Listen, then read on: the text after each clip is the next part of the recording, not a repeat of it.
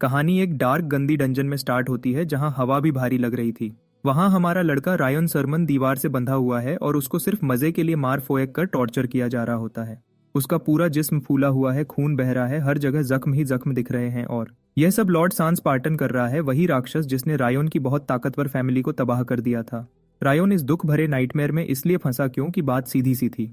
Sarman family का हर बच्चा great power inherit करता था, लेकिन रायोन सबसे छोटा प्रिंस था और उसे एक भी शक्ति नहीं मिली। लॉर्ड सांस उस पर गुस्सा करता है, बोलता है यह जिद्दी कीड़ा अभी तक क्यों नहीं मर रहा। रायोन इशारा करके कहता है उसकी तकलीफ को खत्म कर दे, उसको मार दे। लेकिन सांस बोलता है कि वो उसकी बात समझ ही नहीं सकता क्योंकि रायोन की जुबान तो वो पहले ही काट चुका होता है। फिर 3 साल हो जाते हैं सरमन फैमिली को तबाह किए हुए और लॉर्ड सांस अब बोर हो जाता है। वो आराम से डंजन छोड़कर निकल जाता है।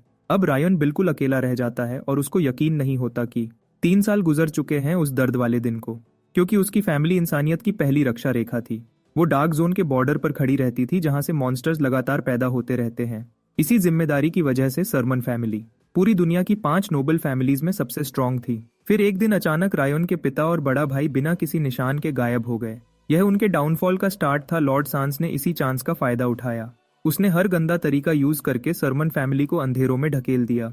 उसका असली मकसद उनका ड्रैगन ब्लड था, एक खास वरदान जो सिर्फ असली वंश को मिलता था। इस ड्रैगन ब्लड से बच्चे छोटी उम्र में ही आर्चमेज बन जाते हैं और 15 साल में सोर्ड मास्टर बन सकते हैं।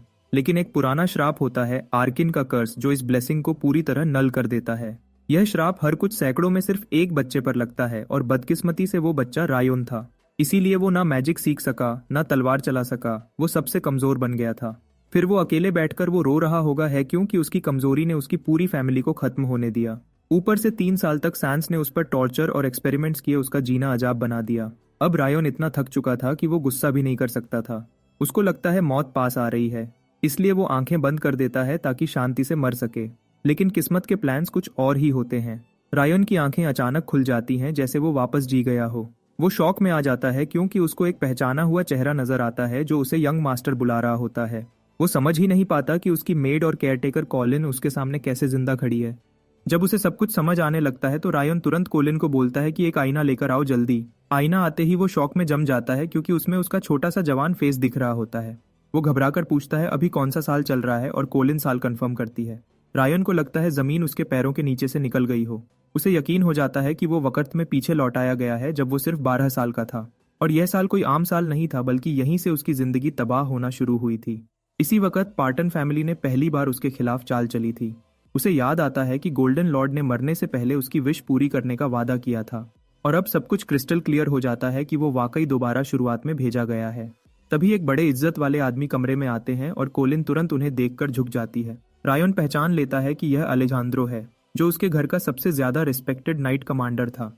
अलेजांद्रो कहता है कि यंग प्रिंस को आज आराम करना चाहिए क्योंकि वो कमजोर लग रहा है। कॉलिन फौरन बोलती है कि उसने पहले ही सबको बताया था कि यंग मास्टर की तबीयत ठीक नहीं, मगर रायन उन दोनों को हैरान कर देता है जब वो आराम से कहता है कि वो बिल्कुल फिट और बिल्कुल ठीक है और तुरंत पूछता है कि आज ट्रेनिंग में क्या करना है। अलेजांद्रो हैरान रह जाता है कि यह पहली बार प्रिंस ट्रेनिंग से भाग नहीं रहा। वो उलझन में कहता है क्या यह वाकई यंगेस्ट प्रिंस ही है। रायन अपनी ट्रेनिंग सोर्ड उठाता है और मुस्कुराकर कहता है कि हाँ, मैं ही रायन सरमन हूँ। उसे यकीन होता है कि जितने साल वो एटियन में झेल कर आया है अब वो हर मुश्किल का सामना करने के लिए रेडी है। ये उसका एक ही मौका है सब ठीक करने का और पार्टन के पेले मॉन्स्टर से बदला लेने का। वो अपनी स्टेटस स्क्रीन चेक करता है और चैन की सांस लेता है कि उसके स्किल्स बिल्कुल बेकार नहीं, उसका SS रैंक कर्स भी वहां मौजूद है। इस वक्त अलेजांद्रो आता है और कहता है कि सब तैयार है तो रायन स्टेटस बंद करके साथ चल पड़ता है। वो अरीना में पहुंचते हैं जहां एक गॉब्लिन जंजीरों में झूल रहा होता है और पागल की तरह चीख रहा होता है। गॉब्लिन जैसे ही रायन को देखता है उसकी तरफ झपट पड़ता है लेकिन जंजीर उसे वापस खींच लेती है। माहौल में टेंशन बढ़ जाती है और कॉलिन डरकर कमांडर से कहती है कि यंग मास्टर की हालत ऐसी प्रैक्टिस के लायक नहीं। रायन समझ जाता है कि कॉलिन उसकी पुरानी हालत को जानते हुए उसकी हिफाजत करना चाहती है क्योंकि कल तक वो मॉन्स्टर को देखकर ही गिर जाता था। पर अब रायन डीप ब्रेथ लेकर कहता है कि अब उसे पता है उसे क्या करना है। सिस्टम वार्निंग देता रहता है कि आर्किन का कर्स फिर से एक्टिव हो रहा है जो मॉन्स्टर्स को उसके लिए भयानक बना देता है। रायन स्टेटस देखकर फाइनली समझता है कि कर्स असल में करता क्या है। वो अपने आप को मेंटली तैयार करता है। अलेजांद्रो कहता है कि ठीक है, आज का सेशन यहीं रोक देते हैं, पर रायन आगे बढ़ता है और कहता है कि वो अभी बिल्कुल खत्म नहीं हुआ। और जैसे ही वो एक कदम आगे बढ़ता है गॉब्लिन पागल होकर उस पर जंप करता है। फिर गॉब्लिन का हाथ झटके से आता है और रायन बिल्कुल तैयार नहीं होता। वो सीधा पीछे स्लाइड होता है सिर्फ डर की वजह से। फिर वो खुद को रोक लेता है और अपने दिमाग को डांट कर कहता है कि यह सिर्फ एक बदबू वाला गॉब्लिन है, इसे देखकर भागने की जरूरत नहीं। वो हल्की सी स्माइल करता है और सोचता है कि ये गॉब्लिन तो उस प्रेजेंस के सामने कुछ भी नहीं जो लॉर्ड ने एटीएन में फैला रखी थी। उस प्रेजेंस ने उसे पत्थर की तरह फ्रीज कर दिया था। ये छोटा मॉन्स्टर तो उसके सामने वार्म अप भी नहीं। रायोन अपनी तलवार ऊपर उठाता है और पूरा जोर लगाता है और उस तलवार को गॉब्लिन के सर पर इतनी सफाई से मार देता है कि आवाज सीधी थक सुनाई देती है। कमांडर अलेजांद्रो और कोलिन दोनों होशो हवास में जम जाते हैं और उनका मुंह खुला का खुला रह जाता है। सिस्टम तुरंत मैसेज देता है कि रायोन ने कर्स को तोड़कर उसकी ग्रिप कम कर दी है। रायोन अपने हाथों में फटी हुई तलवार देखता है और जमीन पर पड़े हुए डर से कांपते गॉब्लिन को भी। अगला सिस्टम मैसेज आता है कि वो अब मॉन्स्टर्स से नहीं डरता। वो कुछ लम्हे सोचता रहता है, फिर सीधा अलेजांद्रो की तरफ देखकर कहता है कि एक रियल तलवार लेकर आओ। कमांडर हेजिटेट होता है और कोलिन तो लगता है जैसे बस गिरने वाली हो। रायोन उन दोनों को एक इतना कॉन्फिडेंट स्माइल देता है कि दोनों हिल जाते हैं और इस स्माइल में कुछ ऐसा था कि वेटरन नाइट की गालों पर हल्की सी लाली आ जाती है। उसे यकीन हो जाता है कि यंग मास्टर अब अल्फा बन रहा है। गॉब्लिन तो रायोन की तरफ देखते ही कांपने लगता है, जैसे उसे पता हो अब इसका वक्त आ गया है। रायोन बिना किसी रहम के सोर्ड स्विंग करता है और एक साफ सीधे कट में गॉब्लिन का दर्द खत्म कर देता है। अलेजांद्रो कोलिन से कहता है कि ध्यान से देखो, क्योंकि तुम दोनों घर सरमन के अगले वारिस की अवेकनिंग देख रहे हो। लड़ाई के बाद रायोन बाहर निकलता है और ठंडा पानी अपने चेहरे पर फेंकते हुए अपने आप को काम करता है। वो आईने में खुद को देखता है और सुकून में आ जाता है, क्योंकि सिस्टम और स्टेटस ने कर्स का एक हिस्सा तोड़ दिया था। वो दोनों हाथ सिंक पर रखकर खुद में एक्साइटमेंट महसूस करता है। उसे लगता है कि उसके अंदर बहुत बड़ा पोटेंशियल छुपा हुआ है। फिर उसका मूड थोड़ा गिर जाता है जब वो एक्सपीरियंस पॉइंट्स चेक करता है। वो सोचता है कि अगर लेवलिंग ऐसे ही रही तो उसे लाखों करोड़ गॉब्लिन्स मारने पड़ेंगे, तब जाकर लेवल बढ़ेगा। वो कहता है कि उसे बहुत जल्दी स्ट्रांग बनना होगा, वरना वो दिन जल्द ही हाउस सरमन पर टूट पड़ेगा। कम से कम अब उसे यकीन हो गया है कि कर्स पूरा एब्सोल्यूट नहीं है और टूट सकता है। वो सिस्टम को देखकर कहता है कि यह मौका दोबारा नहीं मिलना और उसे एक पल भी वेस्ट नहीं करना चाहिए। अब थोड़ी लोअर मोड में जाकर सिस्टम बताता है कि हाउस सरमन की हालत बिगड़ चुकी है, क्योंकि 2 साल से रायोन के फादर और सिबलिंग्स गायब हैं और रायोन कमजोर होने के बावजूद घर का एक इंपॉर्टेंट मेंबर है, इसीलिए दुश्मन अभी तक उस पर पूरा अटैक नहीं कर रहे हैं। फिर अचानक वो खुशी से मुट्ठी हवा में उठाता है और सोचता है कि आखिर उसे अपना लेवल बढ़ाने का तरीका मिल गया है। अब वो डिसाइड करता है कि दूसरा मेथड भी चेक करेगा। तभी सीन शिफ्ट होता है एक खूबसूरत रेड ड्रेस वाली लेडी पर, जो मास्क पहने होती है और घर के दरवाजे से अंदर आती है। दोनों टेबल पर चाय के लिए बैठ जाते हैं और बात करना शुरू कर देते हैं। वो मुस्कुरा के कहती है कि उसे मॉन्स्टर हंट के बारे में पता चला। फिर पूछती है कि क्या उसने उसे मैजिक ट्रेनिंग के लिए बुलाया है। ये लेडी साइना होती है, जो हाउस सरमन की मैजिक सेक्शन की लीडर है। वो एक 7th रैंक मेज होती है और बहुत ही पावरफुल होती है। उसकी जिंदगी और उसकी पावर्स के बारे में किसी को ज्यादा पता नहीं होता, सिर्फ फैमिली हेड के सिवा। वो कप रखकर सीरियस हो जाती है और उसे वार्न करती है कि गॉब्लिन हंट से अपना ईगो मत बढ़ाओ, क्योंकि मैजिक एक अलग दुनिया होती है। वो कहती है कि उसने पहले इसलिए ट्रेन नहीं किया क्योंकि उसे लगा कि इसमें मैजिकल टैलेंट ही नहीं। रायन हल्की सी स्माइल देता है, क्योंकि वो तो पहले से जानता था कि कर्स की वजह से वो माना फील ही नहीं कर सकता था। लेकिन अब सब बदल चुका होता है। वो कॉन्फिडेंस से कहता है कि अब वो माना महसूस कर सकता है। साइना ये सुनकर पूरी तरह हैरान हो जाती है। वो कप साइड पर रख देती है और हवा में एक ठंडा सा फायर ड्रैगन का मैजिकल इमेज बनाती है, जो बहुत कूल लगता है। फिर वो उसे कहती है कि आंखें धीरे धीरे खोलो। वो कहती है कि अगर वो सच में माना देख सकता है तो उसे बताना चाहिए कि उसने क्या शेप बनाई है। वो बगैर एक सेकंड जाया किए बिल्कुल ठीक जवाब देता है और साइना बिल्कुल बोलती ही रह जाती है। उसको समझ ही नहीं आती कि ये लड़का एक रात में इतनी तेज तरक्की कैसे कर गया। उसको रियलाइजेशन होती है कि अगर वो ड्राइंग्स देख सकता है तो उसकी माना नॉलेज शायद उसके बराबर या उससे ऊपर हो सकती है। वो घबराकर इधर उधर चलने लगती है और सोचने लगती है कि एक छोटा लड़का इतनी जल्दी आगे कैसे बढ़ गया। रायन उसे बताता है कि मैजिक देख लेना काम का नहीं जब तक वो सरमन फैमिली की मैजिक टेक्निक्स यूज नहीं कर सकता। इसलिए वो चाहता है कि साइना उसकी हेल्प करे और उस बैरियर को तोड़ने में मदद दे। वो हैरान होती है कि वो हेल्प कैसे करे जब वो मैजिक अपने अंदर स्टोर ही नहीं कर सकता। इस प्रोसेस में साइना को अपनी खुद की मैजिक पावर उसके अंदर जबरदस्ती ढकेलनी होगी। वो वार्न करती है कि इस प्रोसेस में वो कभी भी मर सकता है। प्रिंस हल्की हंसी में कहता है कि वैसे भी वो इतना कमजोर है कि वो उसे एक शॉट में ही गिरा सकती है, तो डरने की कोई बात नहीं। असल वजह यह होती है कि वो साइना पर अपनी पूरी जिंदगी का भरोसा करता है। पिछली टाइमलाइन में साइना उसके साथ आखिरी पल तक रही थी। वो उसको अपने बॉडी से प्रोटेक्ट करती रही थी। जब उसका मैजिक पूरा खत्म हो चुका था तब भी वो फिर से उसे हेल्प मांगता है और कहता है कि दुनिया में सिर्फ तुम हो जिसे मैं अपनी जिंदगी दे सकता हूँ। थोड़े समय बाद साइना ब्लू अर्थ मैजिक का एक स्पेशल सीक्रेट टेक्निक स्टार्ट करती है। ये टेक्निक सरमन फैमिली में पुरानी जनरेशन से चलती आ रही थी और वो कहती है कि अभी भी शायद इसके लिए जल्दी है, लेकिन हमारा लड़का एडियन में ये टेक्निक बहुत इस्तेमाल कर चुका होता है। वो उसे कहती है कि अब पूरी शिद्दत से फोकस करो, क्योंकि अब वो दर्द की एक नई दुनिया में जाने वाला है। वो उसे वार्न करती है कि चीखने का कोई फायदा नहीं होगा और कहती है कि टेक्निक को रोकने का सिर्फ एक तरीका है कि पूरे दिल दिमाग से स्टॉप सोचो। जब वो साइना से दर्द वाली बात सुनता है तो एक पल के लिए रुक जाता है। उसके दिमाग में अचानक सांस के दिए हुए पुराने पागलपन वाले फ्लैशबैक आ जाते हैं और वो समझ जाता है कि दुनिया में कोई चीज अब उसे डरा नहीं सकती। वो आराम से साइना को याद दिलाता है कि वो उस पर पूरा भरोसा करता है, इसलिए साइना को अब पीछे नहीं हटना चाहिए। यह सुनकर साइना आखिरकार अपनी पूरी स्ट्रेंथ वाली मैजिक उसके अंदर भेजना शुरू कर देती है और उसी वक्त आर्कम का कर्स तुरंत एक्टिवेट हो जाता है। माना जितनी तेजी से अंदर जाता है उतनी ही तेजी से उसके जिस्म से बाहर निकलने लगता है, लेकिन वो पूरी शांति से प्रो की तरह हर एनर्जी का कंट्रोल रखता है जब तक वो उसके अंदर रहती है। कर्स मैजिक को फटने पर मजबूर करता है, लेकिन वो उस फटने वाली ताकत को एक जगह जमा करके एक छोटा लूपहोल बनाता है। साइना हैरानी से उसे देखती रहती है क्योंकि उसकी भेजी हुई एनर्जी का जरा भी लीक नहीं हो रहा होता। रायोन आगे बढ़ता रहता है और रुकता नहीं। हालांकि उसके बॉडी के हर वेसल को लगता है कि वो फट जाएगा, फिर भी वो बिल्कुल हेजिटेट नहीं होता। उसे याद होता है कि एडियन में कितनी नियर डेथ लड़ाइयां उसने झेली थी। उस हेल जैसी डायमेंशन में वही जगह थी जहां वो दुनिया का सबसे स्ट्रॉन्ग ह्यूमन मैजिशियन बना था, और टाइमलाइन चेंज होने के बावजूद उसकी सारी टेक्निक्स अभी भी उसके जहन में बिल्कुल साफ थीं। अचानक वो सारी कॉन्सेंट्रेटेड एनर्जी को पूरी तरह अपने जिस्म में खींच लेता है। साइना तुरंत माना भेजना रोक देती है। रायोन जमीन पर गिर जाता है और पेन की वजह से अपने आप को कर्ल कर लेता है, लेकिन यह दर्द उस दर्द के सामने कुछ भी नहीं जो उसने पहले सहा था। सैंस के डॉक्टर्स ने उस पर जो टॉर्चर और एक्सपेरिमेंट्स किए थे वो इससे 1000 गुना ज्यादा खराब थे। एक रात तो ऐसी थी जब एक ब्लैक रोब पहने हुए आदमी बेसमेंट में घुसा और डॉक्टर्स को एक एक करके गिरा दिया। मास्क वाला आदमी उसे वहां से घसीटकर बाहर ले आया, हालांकि वो खुद भी बैडली वुंडेड था। बाद में जब रायोन होश में आया तो उसे पता चला कि उसे बचाने वाला अलेहांद्रो था। कमांडर ने उससे माफी मांगी कि वो उसे पहले नहीं बचा सका और मॉन्स्टर्स और डॉक्टर्स ने उसका इतना नुकसान कर दिया। फिर भी रायोन उसे देखकर खुश हुआ क्योंकि 3 साल अलग रहने के बाद वो फिर मिल पाया था। बदकिस्मती से उनकी यह मुलाकात ज्यादा देर नहीं चली क्योंकि पार्टन फैमिली के गार्ड्स आ गए और कमांडर के पीठ में तीर बरसा दिए। इस पूरी नाइटमेयर की याद उसे फिर से जला देती है। वो प्रेजेंट में हिचकी लेते हुए जाग जाता है और उसकी आंखों में आंसू होते हैं। वो खुश भी होता है कि मैजिक एक्सपेरिमेंट काम कर गया और नाराज भी होता है कि नाइटमेयर ने उस मोमेंट को बिगाड़ दिया। वो अपने आप को संभालता है और डिसाइड करता है कि अब वो इस नए पावर का यूज करेगा ताकि वैसा अंजाम दोबारा कभी ना आए। हालांकि अब वो बहुत स्ट्रांग हो चुका है, फिर भी वो जानता है कि ग्रोथ को छुपाना जरूरी है ताकि पार्टन फैमिली उस पर शक ना कर ले। इसीलिए वो चुपचाप एक नया प्लान बनाता है और उस प्लान का पहला कदम ये होता है कि वो सरमन फैमिली के दुश्मनों को उनके टाइम से पहले ही तोड़ डाले ताकि पार्टन्स को अटैक करने का मौका ही ना मिले। थोड़ी देर बाद रायोन अपना सिर खुजाकर बोलता है कि वो मैजिक कल्टीवेशन का प्रोसीजर फेल कर गया है। यह सुनकर साइना और अलेहांद्रो बिल्कुल जम जाते हैं क्योंकि उनको बिल्कुल पता नहीं वो क्या कह रहा है। फिर रायोन डिसाइड करता है कि वो उनको पूरी सच्चाई नहीं बता सकता। वो सोचता है कि वो कभी इनसे कुछ छुपाता नहीं, लेकिन अगर अब सब बताया तो चीजें और बिगड़ जाएंगी।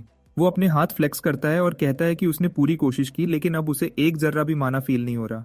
वो साइना से कहता है कि तुम जितनी बार चेक करना चाहो कर लो। साइना बिना झिझक आगे बढ़ती है। मेज अपनी मैजिक डिटेक्शन स्पेल एक्टिवेट करती है और उसका हाथ पकड़ लेती है। उसकी स्पेल से माना का फ्लो निकलता है।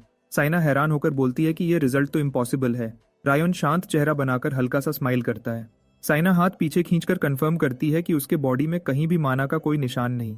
उसकी आवाज कांप जाती है जब वो बोलती है कि कल तो उसने क्लियरली रायोन में माना फ्लो महसूस किया था। साइना उदास और फ्रस्ट्रेट होकर अपनी आंखें पोंछती है और निकलने लगती है। रायोन उसे बुलाता रहता है और दरवाजा धीरे से बंद हो जाता है।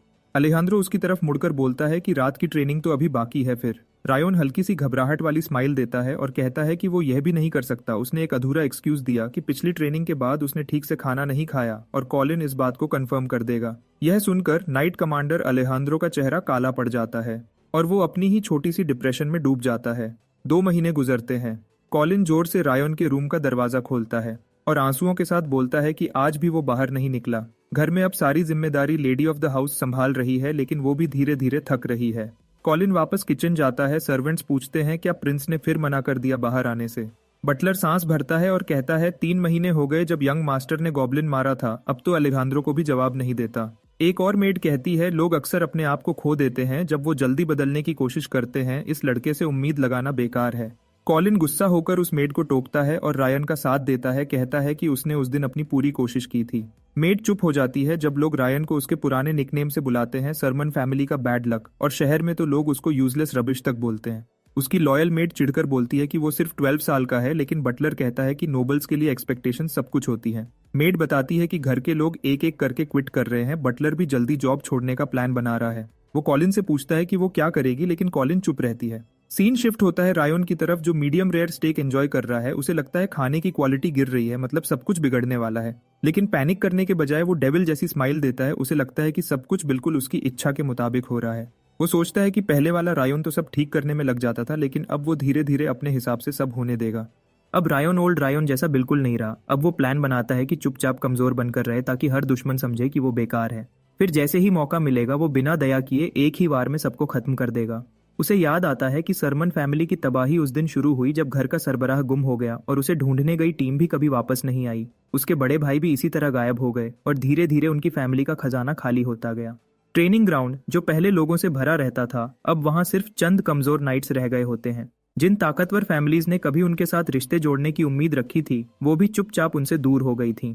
रायन इस सबसे ज्यादा परेशान नहीं होता क्योंकि यह सुकून उसे अपनी सीक्रेट जिंदगी जीने का मौका देता है। लेकिन फिर भी वो परेशान है कि फैमिली बहुत धीरे गिर रही है। वो चाहता है सब कुछ थोड़ा तेजी से हो।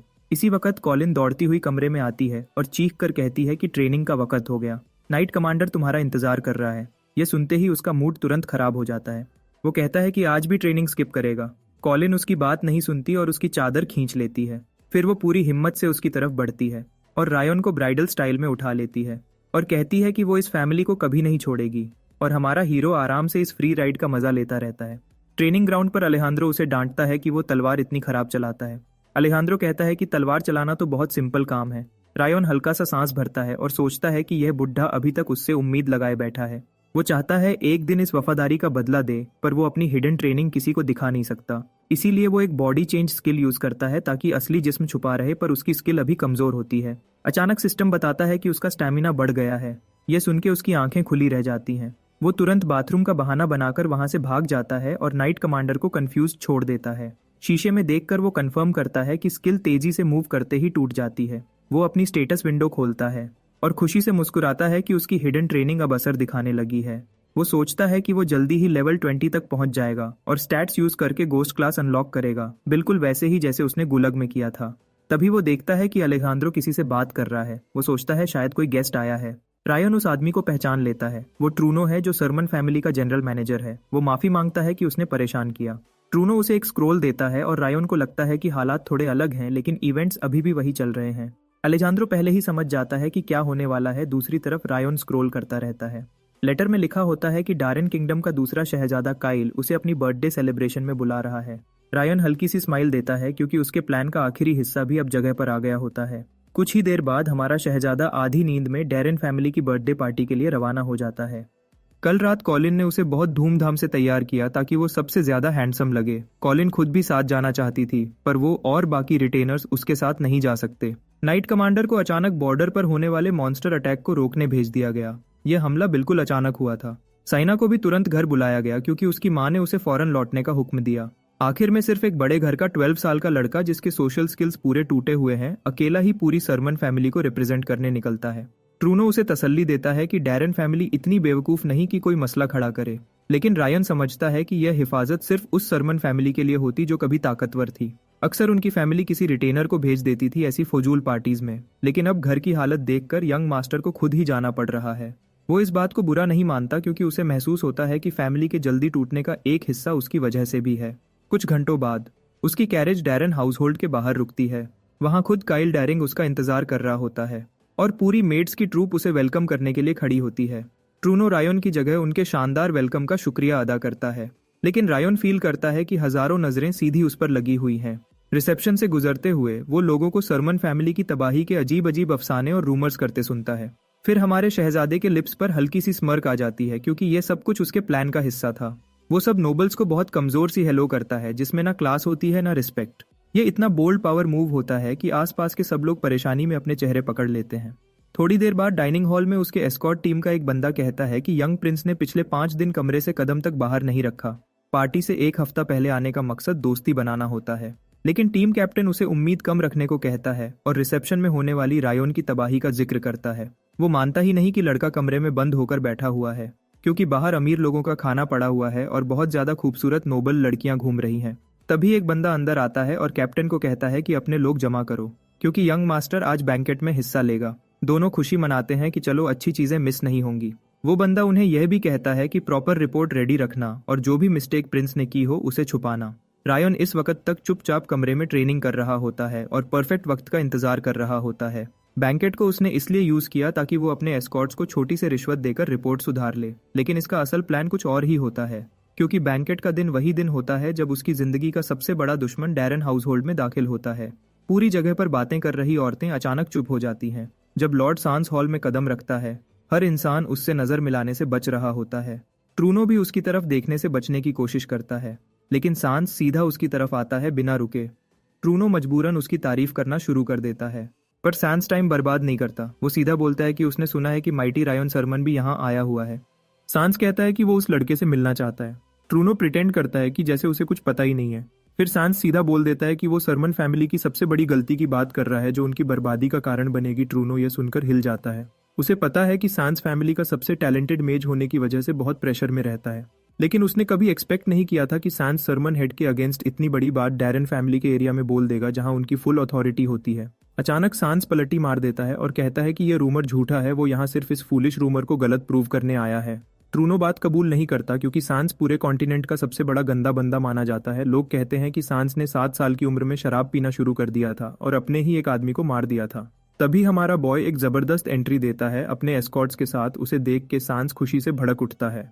ट्रूनो तो लगभग बेहोश होता हुआ सोचता है कि यंग मास्टर यहाँ सबसे बुरा वक्त चुनकर आ गया, लेकिन रायन की ऑरा इतनी ब्राइट होती है कि लोग उसे देखकर अपनी पुरानी सोच दोबारा रिकंसिडर करने लगते हैं। लेकिन सांस अंदर ही अंदर जलन से जल रहा होता है क्योंकि हमारा बॉय उसे इंस्टेंट ओवरशैडो कर देता है, सिर्फ अपनी फैमिली के नाम की वजह से। वो सीधा सांस के पास आता है और कहता है कि उसने सांस के बारे में बहुत कुछ सुना है अपने भाई फोर्थ प्रिंस लार्स से। सांस हल्का सा स्मर्क करता हुआ कहता है कि उसने भी रायन के बारे में बहुत कुछ सुना है, लेकिन वो बात पूरी करता उससे पहले।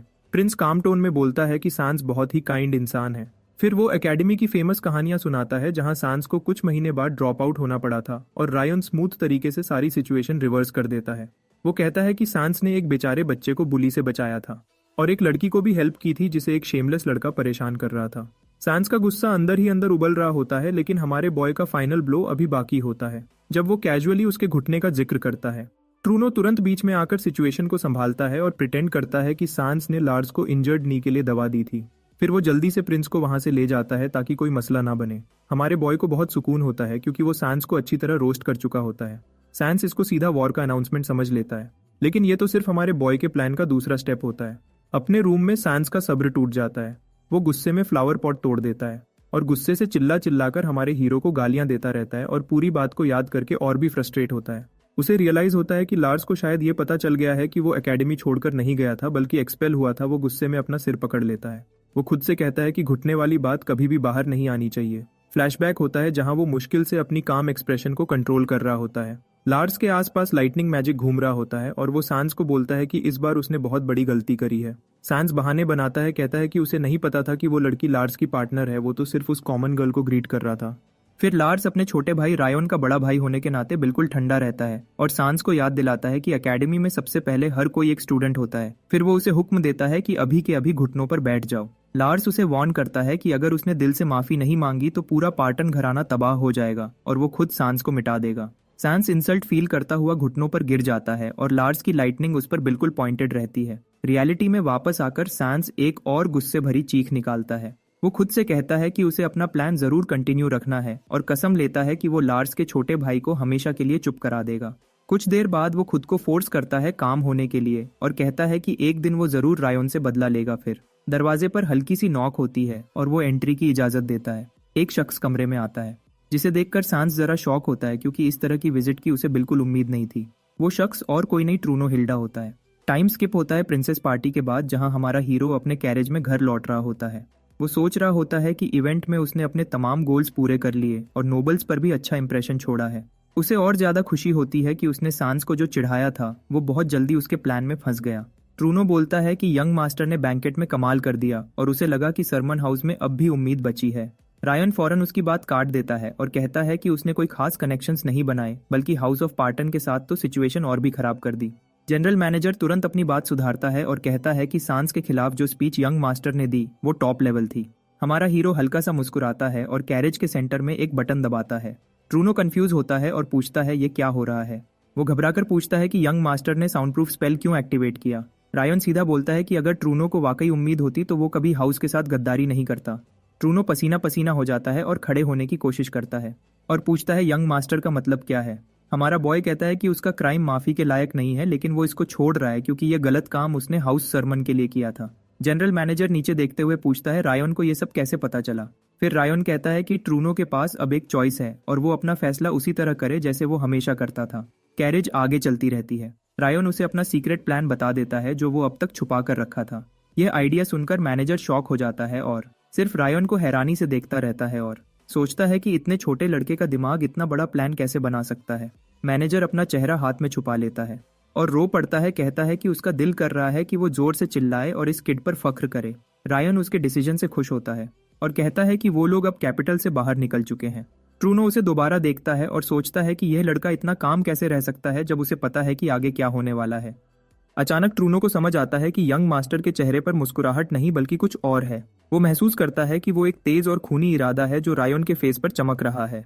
इसी वक्त कैरेज जोर से झटका लेकर रुक जाती है और सब हिल जाते हैं। साथ साथ राइड करने वाला नाइट ड्राइवर को कहता है कि चलती रखो, मगर वो देखता है कि ड्राइवर सीधा झुका पड़ा है और मर चुका है और नाइट मुश्किल से एक तीर से बचता है जो सीधा उसके चेहरे की तरफ आ रहा था। एक नाइट जोर से चिल्लाता है कि यह चुप कर अचानक अटैक है और वो हुक्म देता है कि कैरेज की हिफाजत करो, अटैकर्स जहर भरे मैजिक एरोस चला रहे हैं। मेज लोग फौरन एक प्रोटेक्टिव शील्ड खड़ा कर देते हैं। नाइट कैप्टन कमांड पकड़ लेता है, एरोस को साइड करता रहता है और चीख कर कहता है कि सामने आओ डरपोक लोगो। एक और नाइट को कुछ अजीब लगता है और वो कैप्टन को वार्न करता है कि कार्ट के करीब मत जाना, चाहे कोई अपना ही क्यों ना हो। फिर वो नाइट बोलता है कि कैरेज खाली है। सब लोग हैरान रह जाते हैं। रायन को कोई उठाकर ले गया था और अब वो आदमी उसे घोड़े पर लेकर कहीं दूर जा रहा था। इस दौरान हमारा हीरो सोच रहा होता है कि कितना वक्त गुजर चुका है। उसे अपनी पिछली जिंदगी का वो वक्त याद आता है जब उसे किडनैप किया गया था। उसके घर वाले पैसे और वक्त दोनों बर्बाद करते रहे उसकी तलाश में और इसी चक्कर में सरमन फैमिली तबाह हो गई। मगर अब क्योंकि उसे फ्यूचर का पता है, रायन पूरी तरह यकीन रखता है कि वो सब कुछ बदल देगा। इसीलिए दोबारा जिंदा आने के बाद उसने अपनी फैमिली को बचाने की बिल्कुल कोशिश नहीं की। वो जानता था अगर वो कुछ करेगा तो दूसरी नोबल फैमिलीज उसके पीछे आ जाएंगी। इसलिए उसने खुद को बिल्कुल लूजर दिखाया ताकि सब समझें कि वो बेकार है। लेकिन पार्टन फैमिली दूसरों की तरह सिर्फ ताकतवर लोगों को नहीं मारती, इसलिए उसे पक्का था कि वो एक दिन उसे मारने की कोशिश करेंगे। खुशकिस्मती से लगता है सांस पार्टन उसके ट्रैप में फंस चुका है। इसका मतलब है कि वो जरूर कैपिटल वापस जाते वक्त कुछ करने की कोशिश करेगा और इसी वजह से हमारा लड़का पहले से एक प्लान बनाकर तैयार था जिसमें ट्रूनो भी शामिल था, जिसे पार्टन फैमिली ने रायन को किडनैप करने भेजा था। ट्रूनो के पीछे घोड़े पर लेटा हुआ रायन उसे कहता है कि प्लान के मुताबिक रोल निभाओ और बाद में वो उसको माफ कर देगा। इसी के साथ साथ हमारा प्रोटैगनिस्ट अपने लेवल्स भी बढ़ाने में लगा हुआ था और अब वो लेवल 20 तक पहुंच चुका था। थोड़ी देर बाद ट्रूनो मंजिल पर पहुंचता है और रायन को जो बेहोश होने का ड्रामा कर रहा होता है सांस पार्टन के हवाले करने लगता है। हकीकत में ट्रूनो सरमन फैमिली का हेड मैनेजर है जिसने पार्टन फैमिली से डील की थी कि वो यंग मास्टर को उनके हाथ बेच देगा। भले ही रायन ने उसे पकड़ लिया था, लेकिन सांस अब भी सोचता है कि ट्रूनो उनका बंदा है क्योंकि यही प्लान था। उनके एग्रीमेंट के मुताबिक सांस उसे वो इन्फॉर्मेशन देता है जिसका ट्रूनो ने वादा किया था। वो कहता है कि ये एसन फैमिली की इंटेलिजेंस से ली हुई है, इसलिए बिल्कुल ठीक है। जब ट्रूनो अब भी शक करता है तो सांस कहता है कि हम भी ड्रेया कॉन्टिनेंट के नोबल हैं, लेकिन असली बिजनेस हमारा इन्फॉर्मेशन बेचना ही है। और फिर वो ट्रूनो को डॉक्यूमेंट्स दे देता है। सांस ट्रूनो को बताता है कि इन डॉक्यूमेंट्स में सरमन फैमिली के असली मिशन के आई विटनेसेस की तमाम जानकारी लिखी हुई है। यह सुनते ही रायन को फाइनली समझ आ जाता है कि ट्रूनो ने उसे क्यों बेचा, क्योंकि रायन एक लूजर समझा जाता है जो अपनी फैमिली और स्टेटस के लिए कुछ नहीं कर सकता। लेकिन उसका बड़ा भाई इतने स्ट्रांग है कि वो दोबारा फैमिली का नाम उठा सकते हैं, इसलिए ट्रूनो उन्हें ढूंढना चाहता है। ट्रूनो जानता था कि एसन फैमिली के पास यह इन्फॉर्मेशन है, लेकिन वो सीधा उन तक नहीं पहुंच सकता था, इसलिए उसने पार्टन फैमिली का इस्तेमाल किया। फिर ट्रूनो वापस जाने की तैयारी करता है और जाते हुए सांस से कहता है कि अपना वादा पूरा करे और यंग मास्टर को सरमन फैमिली को वापस भेज दे। ट्रूनो के जाते ही सांस और उसके सर्वेंट रायन के पास आते हैं। एक सर्वेंट पूछता है क्या इसे मार दें, लेकिन सांस कहता है जरूरत नहीं क्योंकि जल्दी उसकी अपनी फैमिली ही इसे छोड़ देगी। और रायन को यकीन दिलाता है कि अब वाकई उस पर असली इल्जाम लग चुका है और सांस को अपनी मेन प्लानिंग के लिए वापस जाना होगा। सीन बदलता है और हमारा हीरो होश में आता है और देखता है कि वो जंजीरों से बंधा हुआ है। सांस पार्टन उसके सामने खड़ा उसे नीचा दिखाते हुए कह रहा होता है कि सरमन फैमिली का बेटा इतनी बेइज्जती के लायक ही है। रायन सब जानने के बावजूद मासूमी दिखाता है और पूछता है सांस क्यों आया है। सांस कहता है कि उसने ही उसे किडनैप किया है। हमारे हीरो कहता है कि सांस को पता नहीं अब आगे क्या होने वाला है। सांस हंसी उड़ाकर उसे लूजर कहता है। फिर सांस उसके फेस पर लात मारता है और कहता है कि उसके बाप और भाई अब तक मर चुके होंगे और बताता है कि ट्रूनो ने उसे बेच दिया क्योंकि उसे अपने आई विटनेसेस का पता लगाना था। लेकिन किसी ने भी रायन को बचाने की कोशिश नहीं की क्योंकि वो बेकार है। सांस कहता है कि उनकी फैमिलीज का असली जंग अब शुरू होगी और यह किडनैपिंग सिर्फ शुरुआत है। इसी वक्त रायन उसकी तरफ घूरता है और मैजिक सर्कल एक्टिवेट करता है। सैंस इतना शॉक होता है कि बोल ही नहीं पाता। रायन जंजीरों में बंधा हुआ होने के बावजूद कहता है कि वो इसी दिन का इंतजार कर रहा था। ग्रीन ऑरा एरिया को भर देती है लेकिन कोई रिजल्ट दिखाई नहीं देता। सैंस फिर से उसे जलील करता है। इस बार रायन साइलेंस मैजिक सर्कल चला देता है, जिसकी वजह से सैंस बिल्कुल बोल ही नहीं पाता। और जब वो बोल नहीं सकता तो कोई चांट मैजिक भी नहीं कर सकता, इसलिए उसकी मैजिक फेल हो जाती है। सैंस शॉक और डर के मिक्स में खड़ा रह जाता है। फिर वो बिना चांट वाली फायरबोल्ट मैजिक यूज करता है। रायन को किडनैप इसलिए किया गया था क्योंकि फैमिली हेड चाहता था कि वो मरे ना, इसलिए सैंस सिर्फ सेकंड सर्कल मैजिक का इस्तेमाल करता है, जिसका रायन पहले से वेट कर रहा था। लेकिन सैंस यहाँ एक बड़ी गलती कर रहा होता है। वो सोचता है कि वो रायन की टांग को निशाना बनाएगा, क्योंकि इससे उसके बाप को कोई प्रॉब्लम नहीं होगी। रायन कुछ लम्हों तक सैंस को ऑब्जर्व करता है और फिर माना इंटरफियरेंस चला देता है, जिसका मतलब है कि सैंस का हर अटैक अब बिल्कुल वेस्ट जाएगा। यह देखकर सैंस एक डैगर निकाल लेता है और जैसे ही वो हमारे हीरो पर हमला करने लगता है, रायन जंजीरों से आजाद हो जाता है, जो उसके लिए बिल्कुल मुश्किल नहीं था। आगे बढ़कर हमारा हीरो पैरालाइज मैजिक यूज करता है और सैंस को बेहोश कर देता है। कुछ देर बाद सैंस होश में आता है, लेकिन अब वो खुद जंजीरों में बंधा हुआ होता है और रायन उसके सामने डैगर लेकर बैठा होता है। रायन ने आसानी से खुद को जंजीरों से आजाद कर लिया था। सैंस सोचता है कि यह आम सी जंजीर है, इसलिए वो उन्हें तोड़ने की कोशिश करता है, लेकिन जैसे ही वो जोर लगाता है, उसके पूरे जिस्म में तेज बिजली जैसा करंट दौड़ जाता है और दर्द बढ़ता चला जाता है। रायन आराम से उसकी तरफ चलता हुआ आता है और कहता है कि उसने सैंस के जिस्म पर मैजिक सर्कल्स बना दिए हैं। यह एक फॉरबिडन तरीका है जिसमें सर्कल्स को सीधा फ्लैश के अंदर बनाया जाता है और ब्लड उन मैजिक सर्कल्स को एक्टिवेट करता है। अपनी पिछली जिंदगी में हमारे हीरो पर भी यही तरीका इस्तेमाल किया गया था। पहले अवेकनिंग मैजिक लगाया गया था ताकि वो सो ना सके, फिर उसके जिस्म पर जख्म काट काट कर अनबेरेबल दर्द दिया गया था। सैंस अभी भी समझ नहीं पा रहा कि रायन को यह टेक्निक कहाँ से आई। वो कहता है उसके हिसाब से तो रायन को माना यूज करने की परमिशन ही नहीं है, लेकिन हमारा प्रोटैगनिस्ट रिवाइवल के बाद से ही हर चीज प्रैक्टिस कर रहा था और पिछले जन्म के तजुर्बे ने उसकी बहुत हेल्प की थी। मोनोपिल मिलने के बाद 3 महीने तक रायन ने हर स्किल का प्रैक्टिस किया और एडियन में जो सीक्रेट उसे मिला था वो भी उसके काम आया। वो सीक्रेट ये था कि हर स्किल का एक सर्किट और एक प्रिंसिपल होता है और माना हर प्लेयर के यूनिक सर्किट में इंजेक्ट होता है तब स्किल एक्टिवेट होती है, और सिर्फ मास्टर प्लेयर्स ही इन सर्किट्स के बारे में जानते हैं, इसलिए दूसरी जिंदगी में उसे स्किल सीखने में कोई मुश्किल नहीं हुई। इसके अलावा रायन इस जगह को पहले छुपकर देख चुका था ताकि उसे सैंस को पकड़ना आसान हो जाए। जो मैजिक सर्कल सैंस पर लगना था वो असल में उल्टा हो चुका था और अब रायन सैंस को असली दर्द महसूस करवाने वाला था। कुछ देर टॉर्चरिंग करने के बाद रायन वहां से जाने लगता है, लेकिन सैंस उसे रोक लेता है। रायन पलटकर कहता है कि वो सैंस की फैमिली के आने से पहले यहाँ से निकल सकता है, जो 1 हफ्ते बाद पहुंचेगी, और सैंस शॉक हो जाता है कि उसे ये कैसे पता।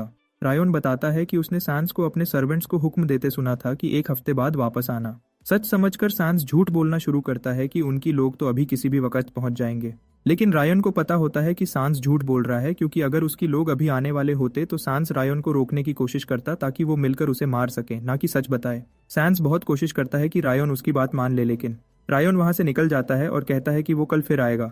अब वो पार्टन फैमिली के आने की तैयारी करने लगता है। पार्टन फैमिली के लोग 1 हफ्ते बाद यहाँ आने वाले हैं। 7 दिन गुजर जाते हैं और पार्टन के सबऑर्डिनेट्स उस जगह के सामने खड़े होते हैं जहाँ सैंस और रायन मौजूद हैं।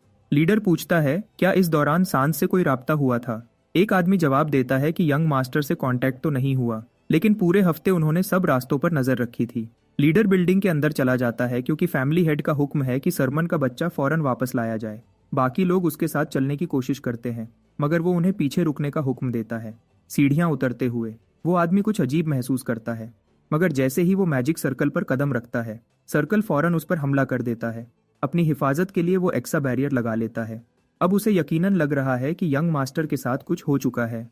वो पूरे एरिया में हर एक तरफ बिखरे हुए मैजिक सर्कल ट्रैप्स देखकर हैरान होता है और सोचता है कि यह सब किसी ने कैसे सेट किए हैं। वो डबल बैरियर बनाता है ताकि सांस तक जल्दी पहुंच सके और इस सब का जिम्मेदार कौन है यह मालूम कर सके। रूम में पहुंचकर जहां सांस बंधा हुआ है, वो उसे जंजीरों में लटका पाता है और जख्मों का खून जमीन पर गिरा हुआ होता है। चेन्स तोड़कर वो आदमी जोर से पूछता है किसने ये सब किया, लेकिन सांस इतना कमजोर होता है कि बोल ही नहीं पाता।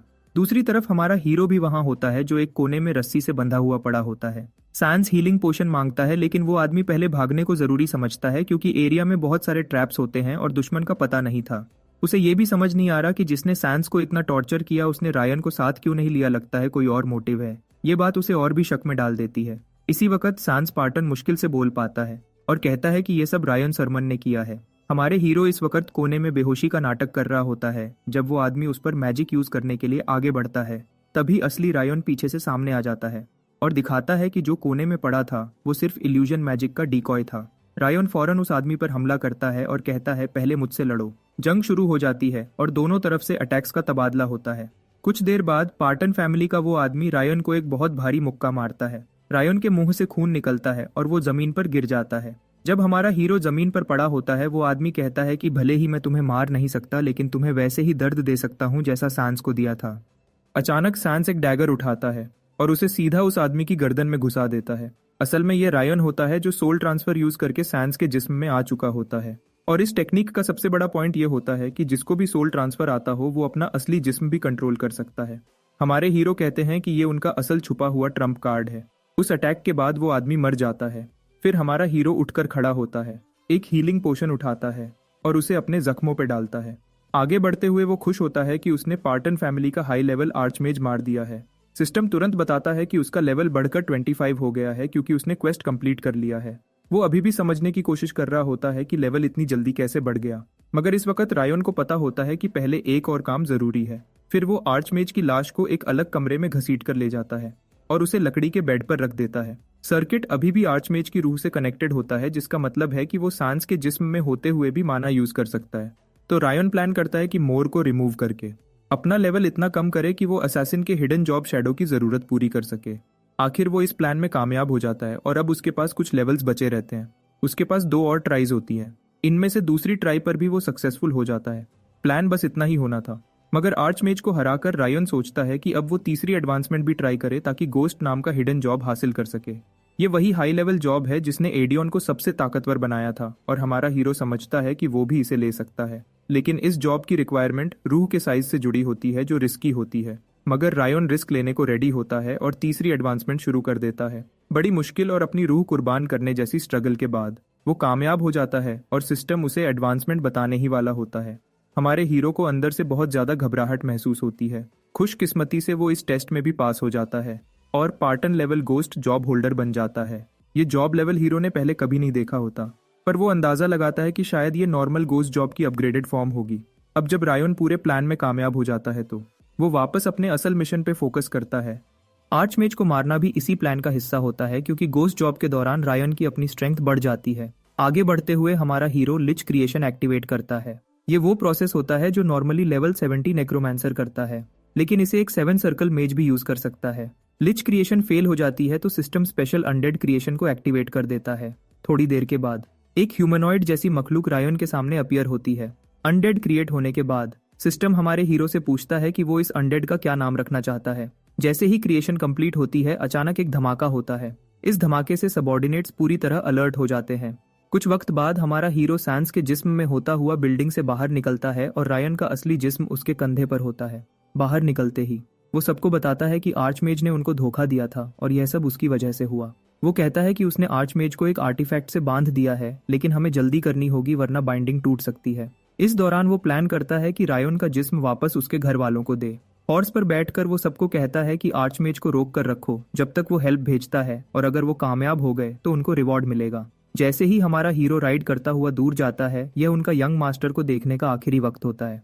पार्टन फैमिली एस्टेट में वापस जाकर नौकर फेरिस को पूरी सिचुएशन रिपोर्ट करते हैं।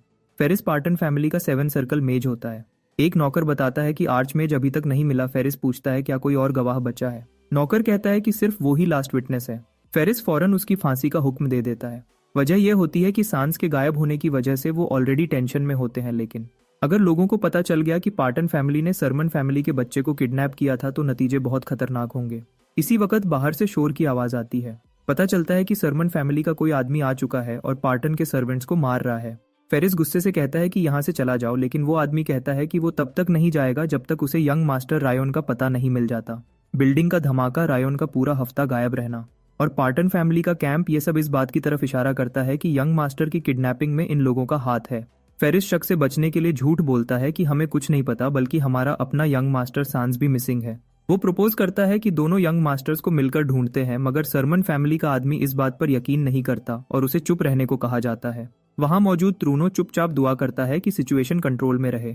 फ्रंट पर खड़ी साइना सबको चुप रहने का हुक्म देती है और फेरिस को गद्दार बुलाती है, लेकिन कहती है कि क्योंकि रायन ने उसकी तरफ से गुजारिश की थी इसलिए फेरिस को अभी बचाया जा रहा है। इस वक्त ट्रूनो बताता है कि रायन ने एक ट्रेस छोड़ना था जो सिर्फ सरमन फैमिली ढूंढ सकती थी। इस बात पर एक्शन लेते हुए साइना सर्च करना शुरू करती है और कुछ देर सर्च करने के बाद आखिर उसे वो क्लू मिल जाता है। सांस स्पार्टन का जिस्म एक दरख्त से लटका होता है, साथ ही एक नोट लगा होता है जिस पर लिखा होता है, मैं किडनैपर हूँ, मुझे सजा दो। लेकिन साइना को वहाँ एक और चिट्ठी मिलती है और वो उसे पढ़ना शुरू करती है। चिट्ठी में रायन लिखता है कि उसका असल प्लान यह था कि वो सैंस के जिस्म में रहता और पार्टन फैमिली को अंदर से तबाह करता, लेकिन पकड़े जाने का रिस्क बहुत ज्यादा था। अगर वो रायन के तौर पर वापस जाता तो दोनों फैमिलीज में जंग हो जाती और सरमन फैमिली अभी जंग के लिए तैयार नहीं थी, इसलिए वो फिलहाल गायब हो जाने का फैसला कर रहा है। साइना चिट्ठी जला देती है और ट्रूनो को कहती है कि घर वापस चलो। इधर एक लड़का जिसका नाम रायन होता है वो शहर में दौड़ रहा होता है जब एक आदमी उसे आवाज देता है। वो कहता है कि गिल्ड में चलो, लीडर तुम्हें बुला रहा है। ये लड़का असल में हमारा हीरो होता है। बाद में लेडी साइना को पता चलता है कि रायन असल में ड्रेया का ड्रैगन है। 3 महीने बाद पोर्टन में, जो पेन जॉय किंगडम का कैपिटल होता है, लोगों में यह बात फैल जाती है कि पार्टन और सरमन हाउसेज में टकराव हुई थी और इसकी वजह पार्टन हाउस का एक गद्दार था जिसने सरमन फैमिली के वारिस को किडनैप किया था। बाद में सरमन हाउस को पार्टन का कॉम्पेंसेशन कबूल करना पड़ा। फिर भी वो ना मुजरिम ढूंढ सके ना किडनैप्ड बेटा मिला, जिस वजह से लोग सरमन फैमिली की बात पर शक करने लगे। जो कभी एक लेजेंडरी फैमिली थी वो अब बिल्कुल गिर चुकी थी। मार्टिन असैसिन गिल्ड में सैफायर, जो पार्टन ब्रांच की मैनेजर होती है, वो पूरी सिचुएशन को ऑब्जर्व कर रही होती है। वो नोट करती है कि सरमन फैमिली को पैसों की ज्यादा जरूरत लग रही है बजाय इसके कि वो अपनी खून की नस्ल ढूंढते। डंस बियर पीते हुए मैनेजर ट्रूनो की फांसी का जिक्र करता है। सैफायर बताती है कि ट्रूनो गद्दार की मदद कर रहा था, इसलिए अलेजांद्रो ने फौरन एग्जीक्यूशन कर दी। सैफायर को थोड़ी बेचैनी महसूस होती है। अलेजांद्रो एक सोर्ड मास्टर होता है जो ड्रेया कॉन्टिनेंट में बहुत रेयर होता है और फिर भी वो खुद एग्जीक्यूशंस करता है।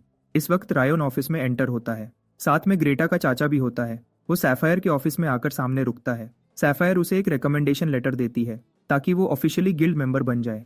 हालांकि उसका एक टेस्ट अभी बाकी होता है। वो लेटर उसकी तरफ स्लाइड करती है और कहती है कि इस लेवल के बंदे के लिए टेस्ट का कोई मतलब नहीं।